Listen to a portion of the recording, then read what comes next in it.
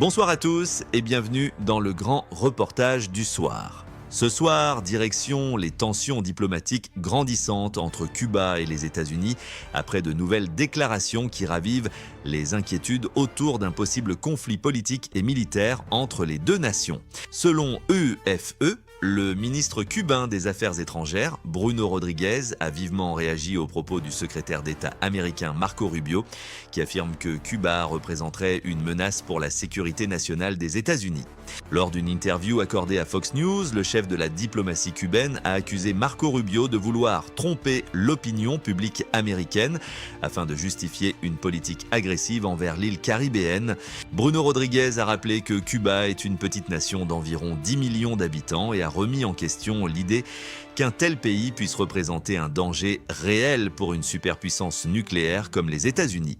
Le ministre cubain a également demandé à Washington de présenter des preuves concrètes pour soutenir ces accusations. Toujours selon EFE, il a dénoncé ce qu'il considère comme une stratégie politique visant à manipuler l'opinion internationale et à préparer le terrain pour une éventuelle pression militaire contre La Havane. Autre sujet sensible, les accusations récemment évoquées contre l'ancien président cubain Raúl Castro. Le gouvernement cubain s'interroge sur les raisons pour lesquelles ces allégations réapparaissent aujourd'hui, plusieurs décennies plus tard. Bruno Rodriguez estime que cette démarche soulève des questions éthiques et politiques importantes dans le contexte actuel. Les tensions se sont encore accentuées après la diffusion d'un message vidéo de Marco Rubio adressé au peuple cubain. Dans cette déclaration, le responsable américain affirme que les difficultés économiques traversées par les Cubains seraient principalement dues à la gestion du régime en place.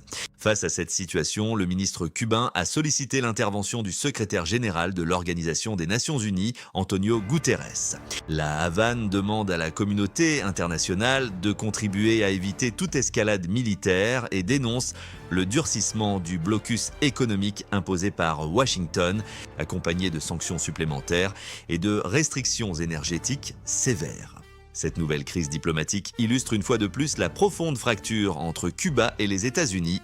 Entre accusations politiques, tensions internationales et préoccupations humanitaires, les prochains jours pourraient être décisifs pour l'avenir des relations entre les deux pays. C'était le grand reportage du soir. Merci de votre fidélité et excellente soirée à tous.